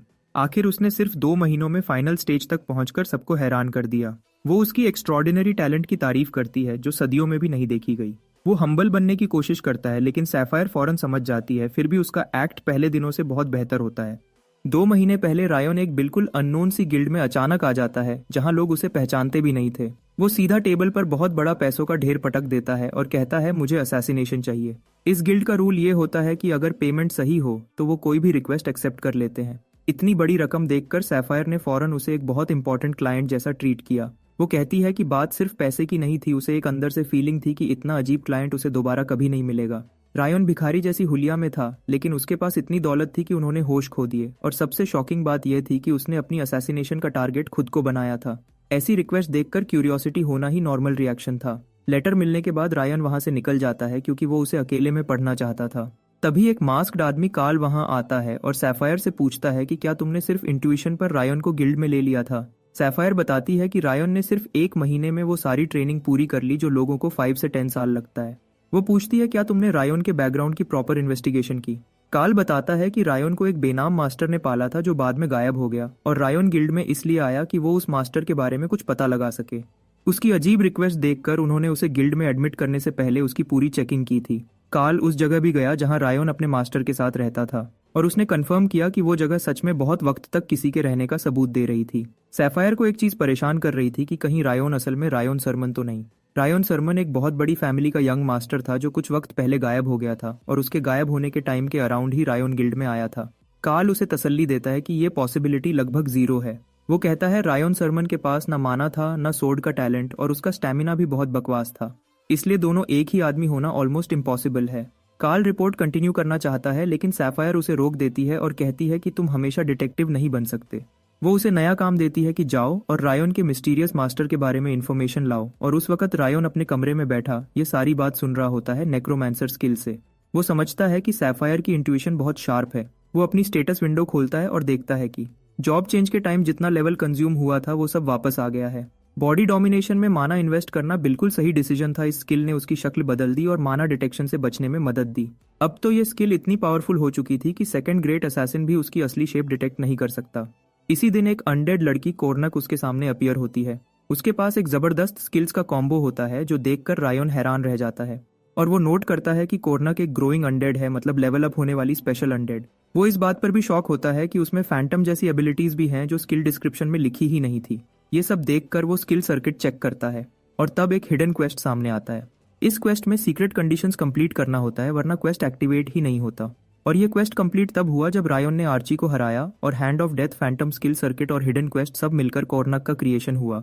और अभी कोर्नक सिर्फ माना खाने वाली मॉन्स्टर है, प्रैक्टिकली उसके लिए एक पैरासाइट, लेकिन रायन को यकीन है कि एक दिन यह काम आएगी। अब उसके लिए ग्रोथ का मतलब सिर्फ फ्यूचर की तरफ देखना है। फिर अचानक सोच में डूबे हुए रायन का ध्यान डंस के आने से भंग होता है। रायन बताता है कि वो बस टेस्ट के बाद पूरा गिल्ड मेंबर बनने और फ्यूचर में ब्रांच मैनेजर बनने की बात कर रहा था। डंस कहता है कि उसकी ग्रोथ रेट को देखकर यह बिल्कुल मुमकिन है। फिर डंस 3 फाइनल कैंडिडेट्स का जिक्र करता है जिनमें से सिर्फ एक पास हो सकता है। पास होने पर वो ऑफिशियली गिल्ड मेंबर और 5th ग्रेड असैसिन बन जाएंगे। पॉलोरिन और रायन सामने खड़े होते हैं जब डंस टेस्ट शुरू होने का ऐलान करता है। डंस टारगेट के डिटेल्स मांगता है। रायन ALOC के बारे में डिटेल्स बताता है। एक 47 साल का मर्चेंट जो अपनी दुकान चलाता है और हमेशा 3 मर्सेनरीज के साथ ट्रैवल करता है, जो 2 ब्रॉन्ज ग्रेड वॉरियर्स और एक सिल्वर ग्रेड मेज गार्ड्स हैं। एक रूमर के मुताबिक उसने रिसेंटली एक यंग कॉन्क्यूबाइन ली है और हर रात उसके रूम में जाता है।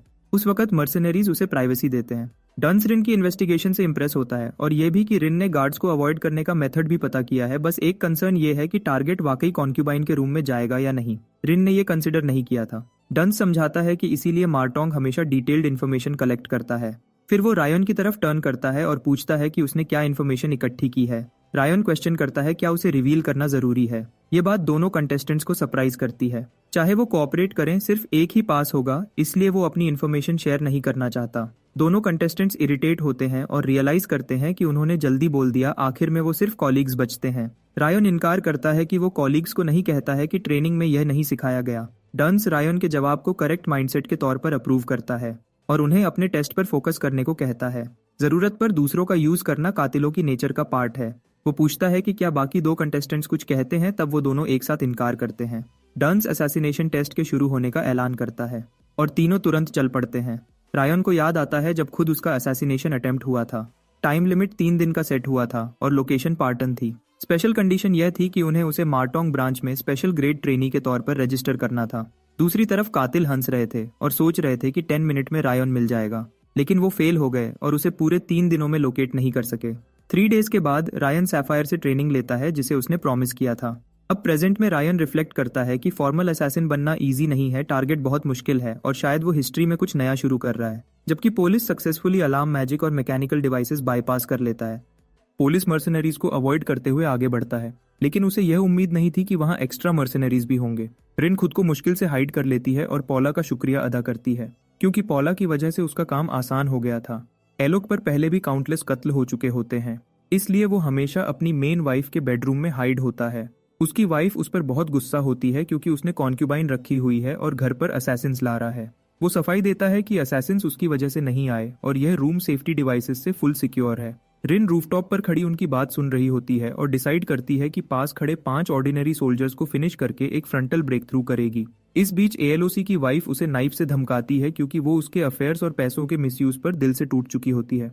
वो कहने की कोशिश करता है कि बिजनेस फंड्स काफी नहीं थे, लेकिन उसकी वाइफ को पता होता है कि उसने वो पैसे कॉन्क्यूबाइन के गिफ्ट पर लगा दिए। वाइफ बिना किसी हेजिटेशन के उसके दिल में नाइफ घुसा देती है और फिर फौरन टूट जाती है जब उसे समझ आती है कि यह उसने क्या कर दिया है। रिन शॉक में देखते हुए कंफ्यूज हो जाती है कि मिशन को कामयाब समझे या नाकाम। अचानक उसे रायन याद आता है और सोचती है कि वो पूरे मिशन में दिखाई ही नहीं दिया। वो वापस जाकर अपना फेलियर रिपोर्ट करती है और बताती है कि एलोक वाइफ के हाथ से मरा है, उसने उसे नहीं मारा। वहां पहुंचकर वो शॉक होती है कि रायन तो पहले से वापस आ चुका है। वो सोचती है क्या वो मैंशन गया भी था। पॉला भी सेफ वापस आ गया क्योंकि मर्सिनरीज आपस में लड़ने लगे थे और वो वहां से निकल गया था। फिर डंस अनाउंस करता है कि मिशन फेल नहीं हुआ क्योंकि रायन ने मिशन कंप्लीट किया है। दोनों कंटेस्टेंट्स स्टन्ड रहते हैं जब डंस बताता है कि रायन ने एलोक की वाइफ को कंट्रोल किया था और अपनी स्किल से उसे हस्बैंड का कत्ल करवाया था। डंस एक्सप्लेनेशन मांगता है और रायन अनॉयड एक्सप्रेशन के साथ डिटेल देना शुरू करता है और कहता है कि मसले का हल एलोक और उसकी वाइफ के दरमियान ही था, इसलिए एलोक के इंटरनल इश्यूज को यूज करना ही बेस्ट ऑप्शन था। कंटेस्टेंट्स सोचने लगते हैं कि शायद ब्रांच मैनेजर ने रायन को स्पेशल इन्फॉर्मेशन दी थी, लेकिन रायन उन्हें समझाता है कि एक मशहूर मर्चेंट के बारे में इन्फॉर्मेशन जमा करना कोई मुश्किल काम नहीं था। और रिन की इन्फॉर्मेशन से यह कंफर्म था कि ALOC एक लिकर डिस्ट्रीब्यूटर था और न्यू मिस्ट्रेस भी रखता था। जब कंटेस्टेंट्स बिजी थे इन्वेस्टिगेशन में, रायन पहले ही अपना पूरा प्लान कंप्लीट कर चुका था। वो पहले ही इन्वेस्टिगेट करके पूरी प्लानिंग के साथ मूव कर रहा था। पॉला हैरान होता है कि रायन ने टारगेट को जानने से पहले इन्वेस्टिगेशन कैसे कर ली। रायन रिवील करता है कि उसने सिर्फ टारगेट नहीं बल्कि और लोगों को भी इन्वेस्टिगेट किया था। शहर में जितने लोग बुरे रूमर्स और असैसिनेशन रिस्क के साथ जुड़े थे, रायन ने सब पर इन्वेस्टिगेशन पूरी कर ली थी। वो शहर के मर्चेंट्स के पास बैठकर रूमर्स कलेक्ट करता रहा और सिर्फ 2 महीने में ट्रेनिंग कंप्लीट करने की वजह से वो हर पॉसिबल टारगेट के लिए पहले से तैयार था, चाहे फाइनल टारगेट कोई भी निकलता। ये बिल्कुल ऐसा था जैसे एक छोटी सी टेस्ट के लिए पूरा बुक रिवाइज कर लेना। इसी प्रोसेस में उसे पता चला कि एएलओसी की वाइफ केली के दिल में उसके लिए बहुत गहरी नफरत मौजूद थी। रायन ने केली से तब कांटेक्ट किया जब उसका हस्बैंड उसे लगातार परेशान करता रहता था और उस वक्त उसने केली को एक सॉल्यूशन सिखाया। वो सॉल्यूशन था कि वो चुपके से असैसिनेशन गिल्ड को हायर करे। आलोक अपनी वाइफ को इग्नोर करता रहा और दूसरी औरतें लाता रहा और साथ ही वाइफ की फैमिली के पैसे से बिजनेस चलाता रहा। केली उससे इतना नफरत करती थी कि उसे मार सकती थी, लेकिन फिर भी नहीं चाहती थी कि वो मर जाए। इसलिए रायन ने उससे कहा कि अगर वो एक्स्ट्रा मर्सिनरीज रखे और सिक्योरिटी स्ट्रॉन्ग करे तो उसका हस्बैंड डर जाएगा और सेफ रहेगा। इसलिए जब वो आखिर में भागकर अपनी वाइफ के बेडरूम में आया, रायन पहले ही केली को बता चुका था कि असैसिनेशन का हंगामा उन औरतों और उसके लवर की साजिश के तौर पर फ्रेम कर देना और फिर उसका हस्बैंड होश में आकर उसके पास लौट आएगा। केली उस वक्त नशे में थी और उसने पूरा प्लान मान लिया। रायन मानता है कि अगर सब यहीं तक रहता तो केली की मर्जी के मुताबिक सब कुछ हो जाता, लेकिन असैसिनेशन प्लान शुरू होने से थोड़ी देर पहले रायन ने उसे एक और बात बताई थी कि उसके हस्बैंड ने उसके फैमिली का सारा पैसा उड़ा दिया था और बिजनेस फंड्स का झूठ बोलकर बेसिकली पूरी टेस्ट सिचुएशन रायन ने पहले से ही प्लान करके अपने फेवर में मोड़ दी थी। डन्स अभी भी कंफ्यूज्ड होता है कि एक सिंपल सी सिविलियन औरत ने अपने हस्बैंड को कैसे मार दिया। फिर रायन बताता है कि जो शराब डिलीवर हुई थी उसमें उसने एल्केमी से बनाया हुआ पोशन मिक्स किया था। क्योंकि कैजुअलिटीज का खतरा था, इसलिए उसने पानी में भी कुछ ड्रग्स मिक्स किए जो मर्सिनरीज ने भी पिए और वो सही वक्त पर एक्टिव हो गए। ये ड्रग होश को धुंधला करता है और गुस्सा बहुत आसानी से भर देता है। पॉला को समझ आ जाता है कि मर्सिनरीज का आपस में लड़ना भी उसी ड्रग की वजह से था। सीधी बात यह थी कि सब कुछ रायन के प्लान के हिसाब से हुआ। उसकी लीक्ड इन्फॉर्मेशन और ड्रग के इफेक्ट्स ने केली का गुस्सा और बढ़ा दिया और उसने अपने हस्बैंड को मार दिया। फिर डन्स उसे टेस्ट क्लियर करने पर मुबारक देता है। रायन बताता है कि उसे कमीशन फी के साथ केली से एक्स्ट्रा पेमेंट भी मिलने वाली है, क्योंकि केली अब एक मर्डरर बन चुकी है, लेकिन ऑफिशियली असैसिन्स ही घुस आए थे। सिर्फ वो 3 जानते हैं कि केली ने अपने हस्बैंड को खुद मारा और केली अपना जुर्म छुपाने के लिए कुछ भी देने को तैयार होगी। सब लोग हैरान हो जाते हैं कि रायन का लेवल कितना ऊपर है, उसका काम इतना शार्प और कंट्रोल्ड था। डन्स दोनों कंटेस्टेंट्स को भेज देता है, लेकिन रायन को रोक लेता है। वो उसे कन्फ्रंट करता है कि तुमने ये सब कर दिया और अब वाइफ को अपने हस्बैंड के मर्डर का बोझ पूरी जिंदगी उठाना पड़ेगा। तुमने एक बात कभी सोची ही नहीं, उनकी गिल्ड असैसिन्स बनाती है, मॉन्स्टर्स नहीं। रायन शांत अंदाज में कहता है कि उसने केली को एक नॉर्मल औरत समझकर प्लान बनाया था, जब तक उसे यह पता नहीं चला था कि केली अपने हस्बैंड की हर लवर को मार देती थी। एएलओसी भी बहुत जिंदगियां बर्बाद कर चुका था ड्रग्स, लोन्स और गैम्बलिंग डेंस के चलते। केली अपने फैमिली की पावर से अपने किलिंग्स छुपा लेती थी और उसका हस्बैंड भी उससे थक चुका था, लेकिन फिर भी मिस्ट्रेसेस लाना नहीं छोड़ा था, जबकि उसे पता था कि वो सब मारी जाएंगी। उन औरतों के हस्बैंड्स अभी भी उन्हें ढूंढ रहे हैं, लेकिन केली की पावर उन सब क्राइम्स को दबा देती थी। ऐसे डिटेल्स आम इन्वेस्टिगेशन में मिलती ही नहीं। और ये तो एक टेस्ट केस की असैसिनेशन रिक्वेस्ट थी। अगर वाइफ हस्बैंड को मारना नहीं चाहती थी तब भी गिल्ड को फुल पेमेंट तभी मिलेगी जब एलोक मर जाएगा। रायन पूछता है कि क्या क्लाइंट की फीलिंग्स या हालत कोई मतलब रखती हैं जब असैसिनेशन का काम पैसे के लिए होता है। वो कहता है केली ने कभी ये तो नहीं कहा कि वो अपने हस्बैंड को अपने हाथ से नहीं मारना चाहती थी। उसने गिल्ड का इस्तेमाल करने की कोशिश की और रिक्वेस्ट अपने तरीके से कंप्लीट हुई। अगर अब वो अपने हस्बैंड के मर्डर का गिल्ट पूरी जिंदगी उठाए तो भी वो उनका मसला नहीं। डन सोच में पड़ जाता है कि शायद असैसिन्स के लिए जमीर या गिल्ट जैसी चीजें जरूरी नहीं होती। और रायन कहता है कि अगर उन्हें अपनी इंसानियत बचानी है तो उन्हें ताकत हासिल करनी पड़ेगी और सिस्टम को जड़ से मिटाना पड़ेगा। कितना भी खोज लें और कितना भी सर्च कर लें, लेकिन असैसिनेशन रिक्वेस्ट लेने के वक्त किसी का जमीर बदल नहीं सकता, कुछ भी चेंज नहीं हो सकता। ये बात कहकर वो वहां से सीधा चल दिया। फिर सैफायर हमारे लड़के को मुबारक देती है कि उसने टेस्ट पास कर लिया है और अब वो गिल्ड का फॉर्मल मेंबर बन गया है। और 5th ग्रेड असैसिन भी जैसे ही वो अनाउंस करती है उसका लेवल तुरंत बढ़ जाता है। सिस्टम नोटिफाई करता है कि उसने फिलिप्स और पैलेस का रिस्पेक्ट हासिल कर लिया है और डन्स की एक्सपेक्टेशंस भी अर्न कर ली है। सैफायर बताती है कि अब वो गिल्ड की ऑफिशियल रिक्वेस्ट्स ले सकता है और अगर कंडीशंस पूरी हों तो प्रमोशन के लिए अप्लाई भी कर सकता है। उसने एक्सपेक्ट नहीं किया था कि वो तुरंत अप्लाई करेगा, लेकिन वो उसकी बात कट कर देता है और सारी प्रमोशन कंडीशंस याद से सुना देता है। फिर बिना झिझक पूछता है कि एलोक रिक्वेस्ट का पेमेंट कितना बना। सैफायर को हल्का सा प्रेशर महसूस होता है।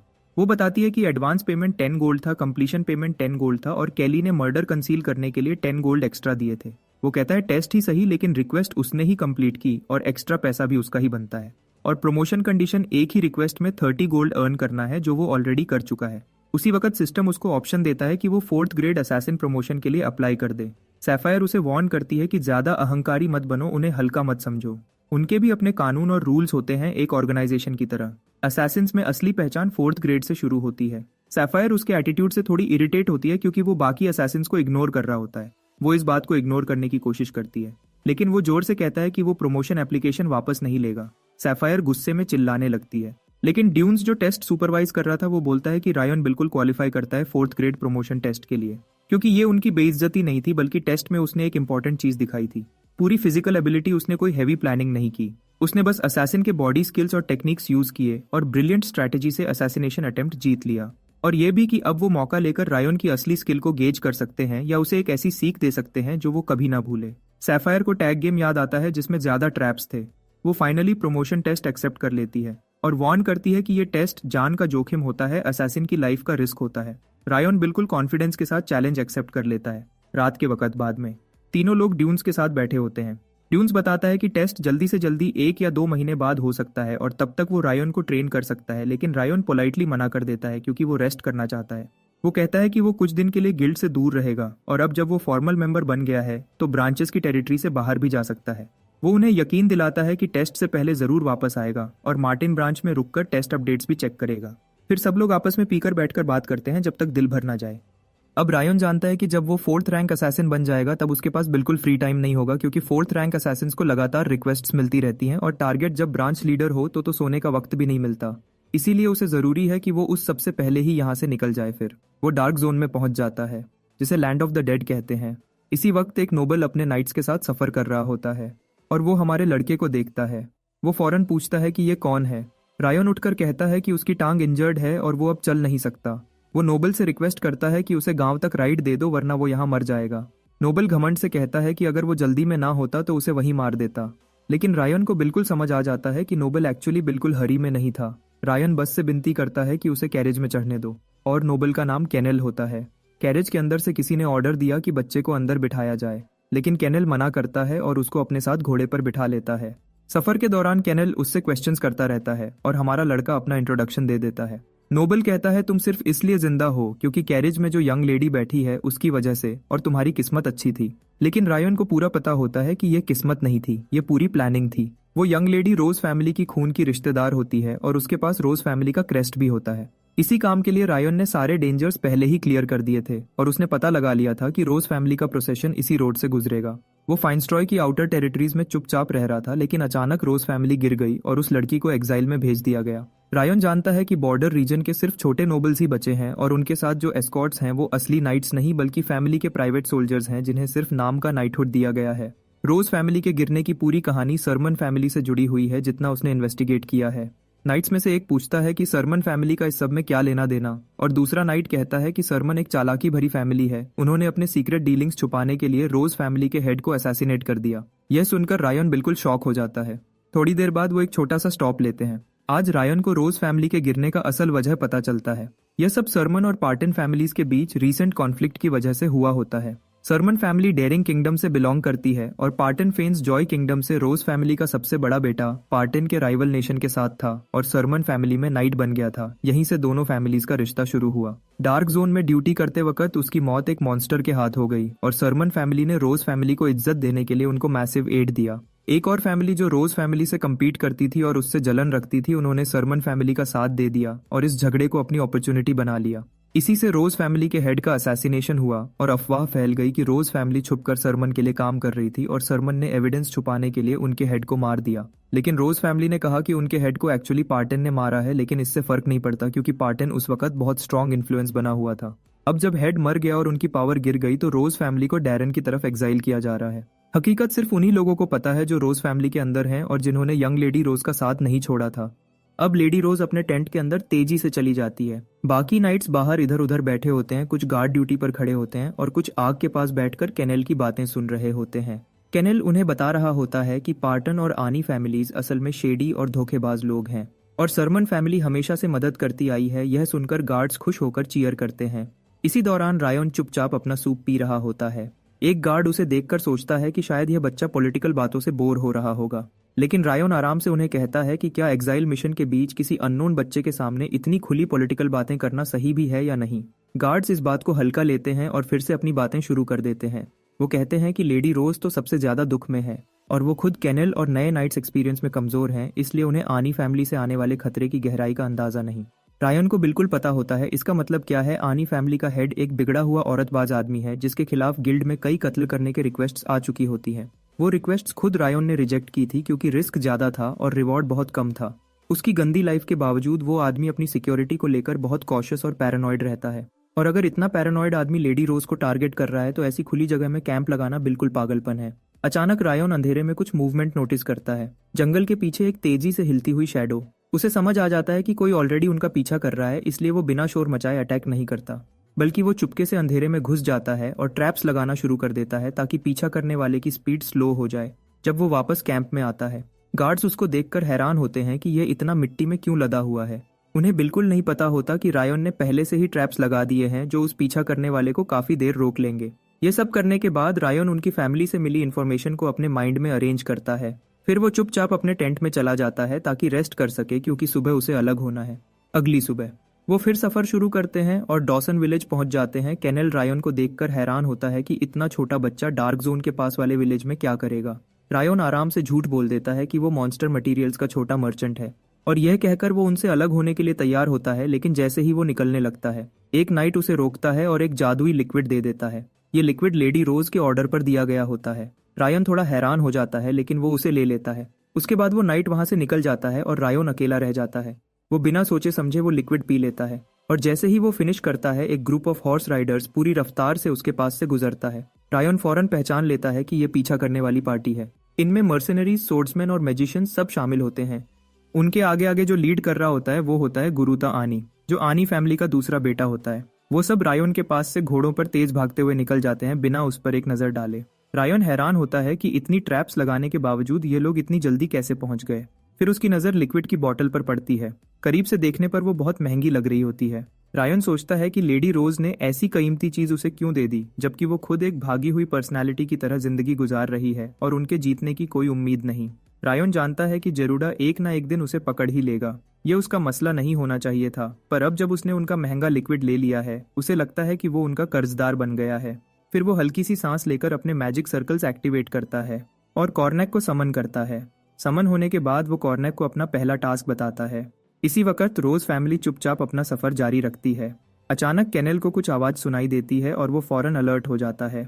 वो सबको कहता है कि चलने की रफ्तार तेज करो और लेडी रोज को थोड़ा पीछे रहकर चलने का सिग्नल देता है। बाकी नाइट्स थोड़ी देर के लिए कंफ्यूज्ड हो जाते हैं इतने अचानक ऑर्डर सुनकर, पर वो फिर भी केनेल की बात मान लेते हैं क्योंकि वो बताता है कि माना यूज करने वाले लोग उनका पीछा कर रहे हैं। बॉर्डर नजदीक आने पर वो बैकअप प्लान बनाता है कि अगर पीछा करने वाले पहुंच गए तो फ्रंट में चलने वाले 2 नाइट्स लेडी रोज को उठाकर सीधा सेफ जगह ले जाएंगे। केनेल जिम्मेदारी लेकर उनकी तरफ वापस दौड़ता है ताकि उन्हें रोके रख सके। उसे पता होता है कि आनी फैमिली के नाइट्स उससे बहुत ज्यादा पावरफुल हैं। आनी फैमिली की पीछा करने वाली पार्टी पहाड़ों के पास पर पहुंचती है। वो हैरान हो जाते हैं कि उनके सामने सिर्फ एक नाइट खड़ा है। केनेल अपना घोड़ा रोककर उन्हें रोकने की कोशिश करता है और वार्निंग देता है कि वापस मुड़ जाएं। लेकिन वो शॉक्ड हो जाता है जब जरूटा आनी अपनी हुड उतार देता है और अपनी असली पहचान सामने ले आता है। उसके साथ ही इस हरकत को बेवकूफ़ी समझते हैं, पर जरूडा को परवाह नहीं होती क्योंकि उनकी मिशन ये है कि लेडी सेंटीन के सिवा सबको मार देना है। वो बिना हिचकिचाहट के ऑर्डर देता है कि लड़की को बॉर्डर क्रॉस करने से पहले पकड़ लो। मर्सिनरीज फौरन चार्ज करते हैं। केनेल उन्हें रोकने की कोशिश करता है, लेकिन एक मेज का पावरफुल ब्लास्ट उस पर गिरता है और वो जमीन पर जा गिरता है। वो बुरी तरह जख्मी होता है पर खुद को संभालने की कोशिश करता है। फिर उसके होश उड़ा देने के लिए जरूडा अपना नाइट भी सामने ले आता है। सबसे ज्यादा शौक तब होता है जब पता चलता है कि वो नाइट सीसो है, केनेल का पुराना कैप्टन जिसे जरूडा ने पैसों से अपनी तरफ कर लिया था। साइसो बिना टाइम वेस्ट किए केनेल पर हमला करता है और सिर्फ कुछ स्विंग्स में ही केनेल की तलवार उसके हाथ से गिरा देता है। सीसो लगातार केनेल को मना रहा होता है कि वो रोज परिवार को छोड़कर एक नया मालिक अपना ले, लेकिन केनेल साफ मना कर देता है, चाहे उसकी जान ही क्यों न चली जाए। यह सुनकर गरुड़ा इशारा कर देता है कि उसका काम खत्म कर दो। सीसो आखिरी वार करने को होता है। अचानक उसकी पीठ पर कुछ टकराता है। वो कोर्नज की हरी आग होती है जो वहां आकर मदद कर रही होती है। कोर्नज बिना रुके कई धमाकों के साथ वर्षा करती है और सीसो तुरंत मर जाता है। गरुड़ा बच जाता है क्योंकि उसका मेज उसे शील्ड दे देता है। बॉर्डर के पास रोज परिवार की सवारी बिल्कुल तबाह हो चुकी होती है। सिर्फ 2 नाइट्स बचते हैं जो लेडी रोज को बचाने की पूरी कोशिश कर रहे होते हैं। 2 सैनिक उनका मजाक उड़ा रहे होते हैं कि तुम लोग इतनी आसानी से गिर गए। स्थिति और खराब होती देखकर लेडी रोज खुद कैरेज से बाहर आती है। शांत लेकिन मजबूत अंदाज में वो अपने लोगों को हथियार नीचे करने का हुक्म देती है।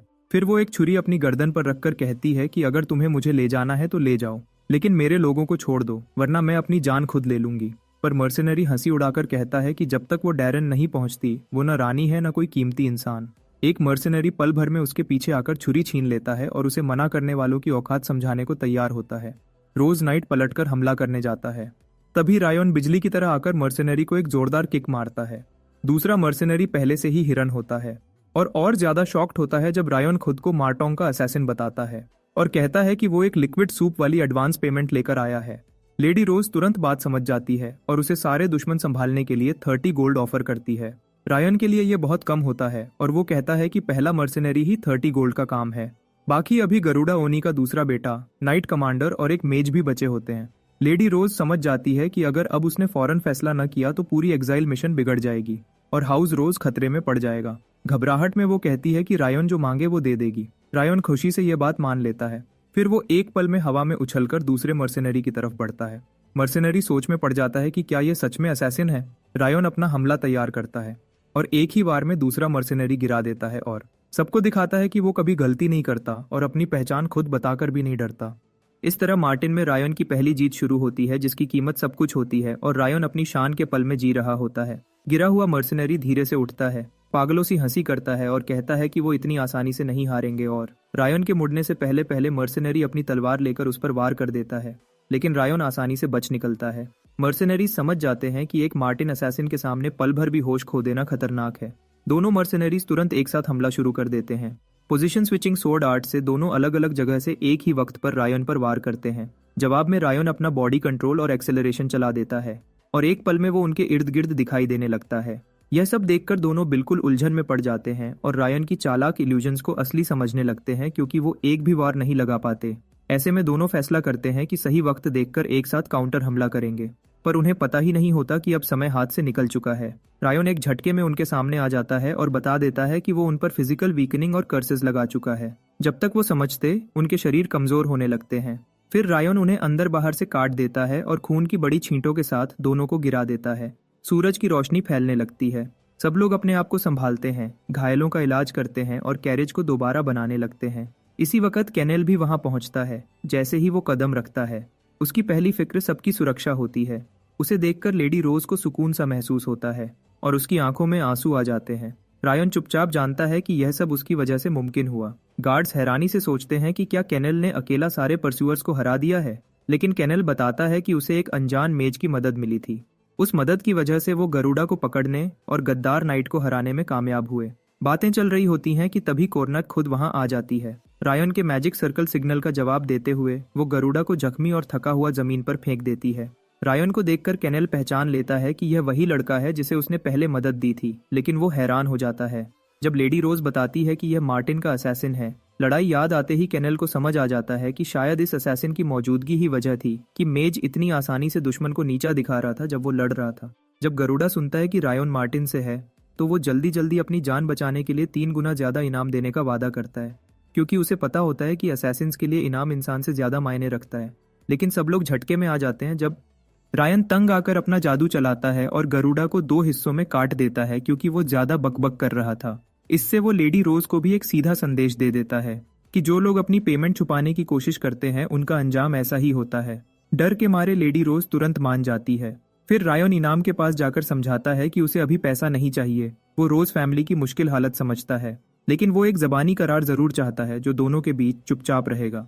जब बात पक्की हो जाती है वो मशवरा देता है कि सब लोग अपनी मंजिल की तरफ चलना शुरू करें और यकीन दिलाता है कि उनके जाने के बाद लाशें गिल्ड देख लेगी। फिर रायन वापस मुड़ने लगता है, मगर केनेल जो पूरी सोच समझकर देखता रहा था उसे आवाज देकर रोक लेता है। रायन हल्की सी नजर मारकर विंक करता है, उंगली चटकाता है और सबके सामने गायब हो जाता है। गार्ड्स जोरदार हैरान रह जाते हैं, पर केनेल को सबसे बड़ा झटका तब लगता है जब वो सोचता है कि लड़का खुद को असैसिन कहता है, लेकिन जो चीज उसने बुलाई थी वो आम अनडेड बिल्कुल नहीं थी। वो तो इंसानों की तरह सीधी जबान में बात कर रही थी और उसने एक पल में सीसो और मेज दोनों को गिरा दिया था। यह सब देखकर केनेल का दिल हिल जाता है कि अगर कोई इतनी शक्तिशाली डेड को कमांड कर सकता है तो हो सकता है कि रायन सबसे मशहूर नेक्रोमांसर का स्टूडेंट हो।